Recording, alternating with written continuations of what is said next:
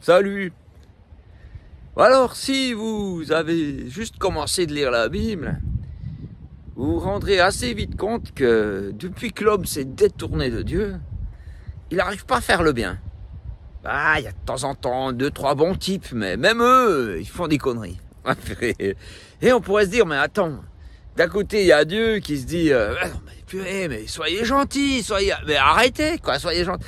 Puis de l'autre côté, les hommes qui font, non, on fait ce qu'on veut. Et puis, en fait, on a beau mettre des lois, il faut faire ci, il faut faire ça, mais l'homme n'arrive pas à les suivre.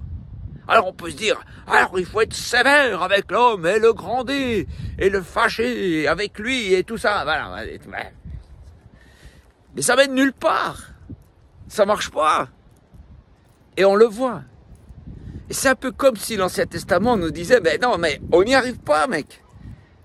Et l'homme est mauvais, des fois il fait des bons trucs, mais d'une manière générale, il pense qu'à son cul. Eh ouais, j'ai dit le mot.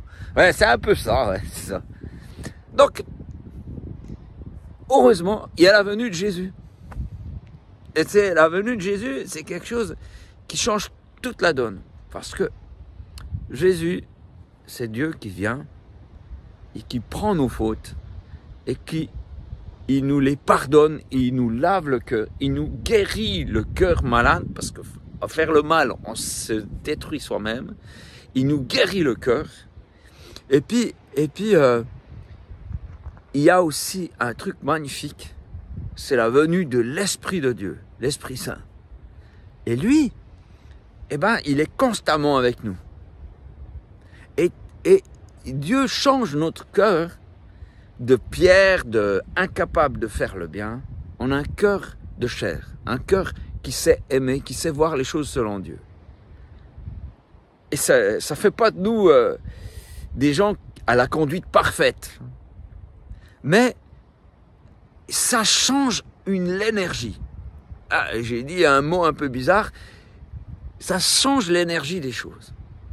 On n'est plus en mood de « il faut »,« tu dois ».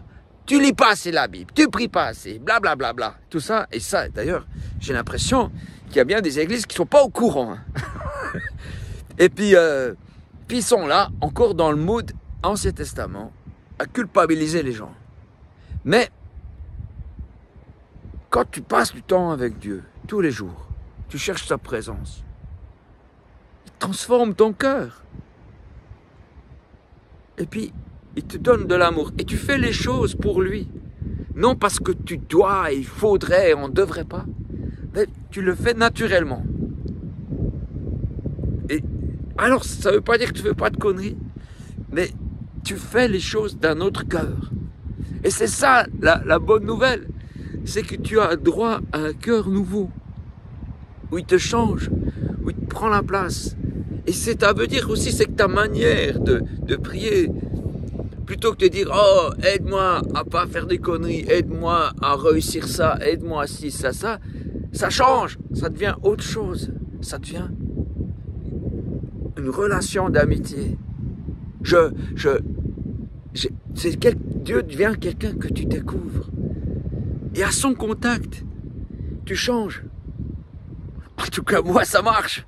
Ça me change le cœur, tu vois, d'être près de lui. Quand je suis près de lui, après, je sais pas, quand je vois des autres gens, j'ai de l'amour pour eux.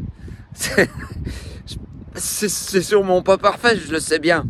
Mais voilà, c'était l'encouragement qui me travaille dans ma tête, là. C'est l'encouragement que j'aimerais vous laisser. Vivez cette bonne nouvelle et quittez l'Ancien Testament. Vivez la bonne nouvelle de Jésus et du cœur qui change, de faire les choses non par la loi, mais par l'esprit. Voilà. J'espère que j'ai pu aider quelqu'un, parce que c'est vraiment le but.